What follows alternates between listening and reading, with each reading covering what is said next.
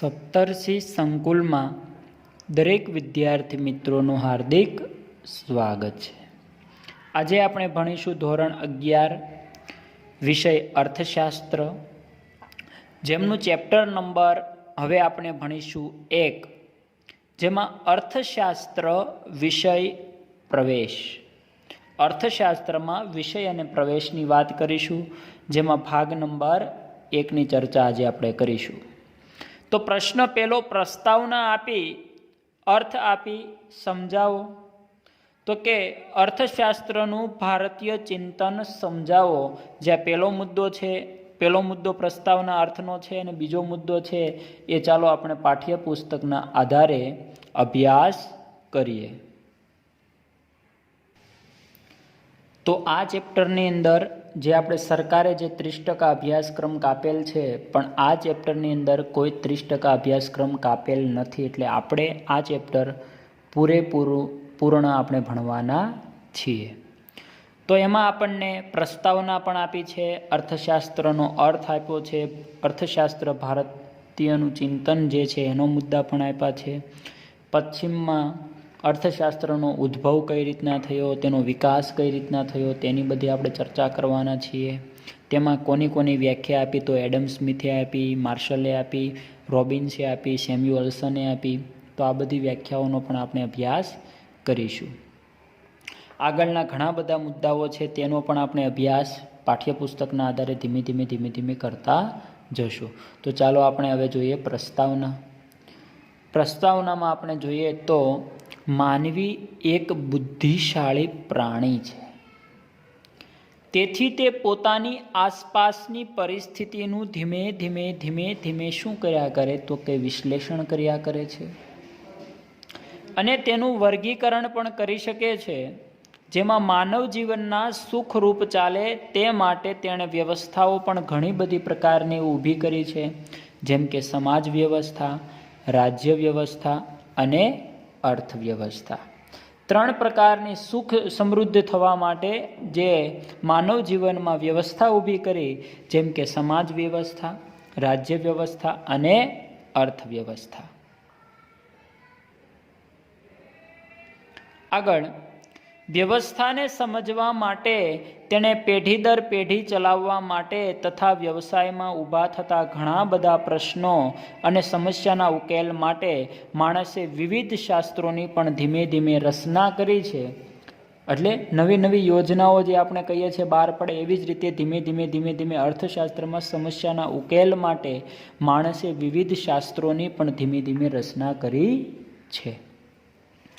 જેમાં આપણે હવે આગળ વાત કરીએ તો આદિ યુગમાં માણસ કેટલાક પ્રશ્નો, સમસ્યાઓનો ઉકેલ લડાઈ કે યુદ્ધ દ્વારા લાવતો, પણ સમજણના વિકાસ સાથે તે સમસ્યાનો ઉકેલ શાસ્ત્રો દ્વારા, બુદ્ધિપૂર્વકની ગણતરીઓ દ્વારા ધીમે લાવતો થયો છે।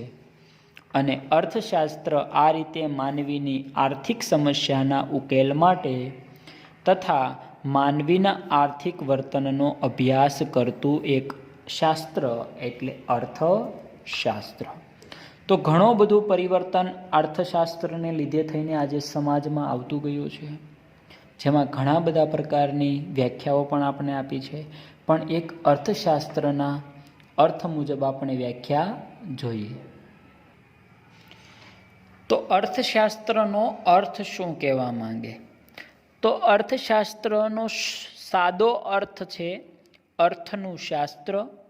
સંસ્કૃત શબ્દ અર્થ પરથી આ શબ્દ ઉતરી આવ્યો છે। સંસ્કૃત શબ્દ અર્થ પરથી ઉતરી આવ્યો છે। સંસ્કૃતમાં અર્થ શબ્દના અનેક અર્થ પણ થાય છે। સંસ્કૃત શબ્દમાં અર્થના શબ્દ અનેક પ્રકારના અર્થ થતા હોય છે, જેમાંનો એક જ છે તે ઉદ્દેશ, કશુંક મેળવવું, જે આધુનિક આર્થિક અર્થ સાથે વધારે સુસંગત પણ જોવા મળે છે। તો આપણે એનો અર્થની વાત કરીએ, પણ આ ક્યાંથી ઉતરી આવ્યો, તો કે અંગ્રેજી શબ્દ છે ઇકોનોમિક્સ, ગ્રીક શબ્દ છે ઓઇકોનોમિક્સ એટલે કે એનું નામ આપ્યું છે ઓઇકોનોમોક્સ, ઉપરથી ઉતરી આવ્યો છે, જેમાં પ્રાચીનના ગ્રીસમાં ઘરવખરી, સરસામાન કે વ્યક્તિગત માલિકીનો હોય છે, જેને ઓઇકોસ કહેતા. પહેલાં શું કહેતા? ઓઇકોસ કહેવામાં આવતું હતું. અને આ ઘરના સરસામાનનું વ્યવસ્થાપન કરવાની રીતને નોમોસ તરીકે ઓળખતા. જો અહીંયા શબ્દ જુદો પાડી દીધો, આ શબ્દ છે એને આખો ડિફિકલ્ટ બનાવી નાખ્યો, અલગ. તો માલિકીનો હોય તેને ઓઇકોસ કહેતા અને વ્યવસ્થાપન કરવાની રીતને નોમોસ કહેતા. તો એમાંથી બનાવ્યો ઓઇકોનોમોસ, અને એ શબ્દને આપણે કહીએ છીએ ઇકોનોમિક્સ, એટલે કે એક પ્રકારનું અર્થશાસ્ત્ર. હવે તેની પછીનો મુદ્દો આપણે જોઈએ તો અર્થશાસ્ત્રનું ભારતીય પર શું ચિંતન છે ઇન્ડિયામાં. તો એની વાત આપણે કરીએ તો ભારતમાં સભ્યતા અને સંસ્કૃતિનો ઇતિહાસ આશરે 5000 વર્ષથી પણ વધુ વર્ષ જૂનો છે.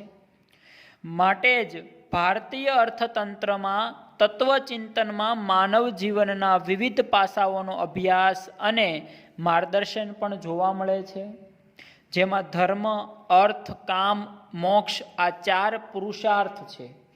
ધર્મ, અર્થ, કામ, મોક્ષ આ 4 પુરુષાર્થ છે એ માણસને કરવાના હોય છે, અને માણસ આ 4 પુરુષાર્થ કરે તો જીવન સારું અને સ્વયંથી સારું જીવી શકે છે. આ માનવ જીવનના 4 મુખ્ય ઉદ્દેશ છે, જેમાંથી અર્થ માટે કરવામાં આવતી પ્રવૃત્તિ સાથે અર્થશાસ્ત્રને કોઈ પ્રકારની લેવા દેવા નથી. તો કશુંક મેળવવાની અપેક્ષા સાથે થતી પ્રવૃત્તિ એ અર્થપૂર્ણ પ્રવૃત્તિ છે.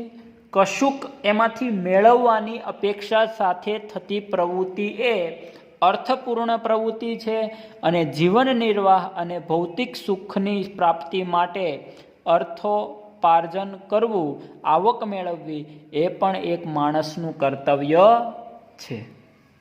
તો આશરે આપણે તેનો અભ્યાસ કરીએ તો આશરે 2500 વર્ષ પહેલાં અર્થશાસ્ત્ર નામના પુસ્તકમાં કૌટિલ્યએ, જેમનું નામ ચાણક્ય છે, કેવું નામ છે કૌટિલ્યનું? ચાણક્યએ, તેમણે માનવીની આર્થિક પ્રવૃત્તિ માટેનું ચિંતન આજે રજૂ કર્યું હતું. જે રજૂ કરવાના સંદર્ભમાં કૌટિલ્યના મતે મનુષ્યની વૃત્તિનો અર્થ છે કે મનુષ્યના વસવાટવાળી ભૂમિ, અર્થ તેવી પૃથ્વીના લાભ પાલનના ઉપાયો દર્શાવતું શાસ્ત્ર એટલે અર્થશાસ્ત્ર. જ્યાં 2500 વર્ષ પહેલાં કૌટિલ્યએ કે ચાણક્યએ આ રીતની રજૂઆત કરી હતી, જેમાં આપણે એના શબ્દો આધારે પણ સમજાયું.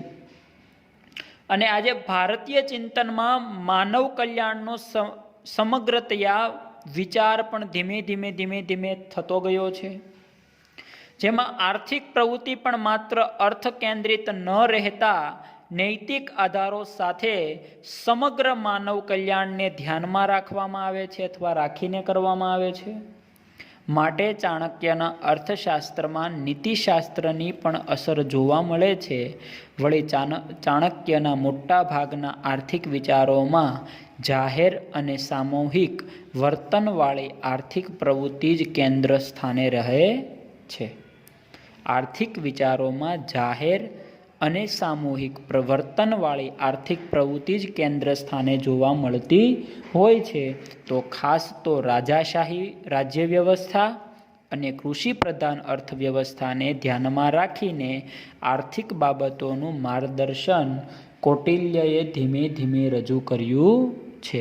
આગળનો પોઈન્ટ છે એ આપણે નવા લેક્ચરમાં તેનો અભ્યાસ કરીશું.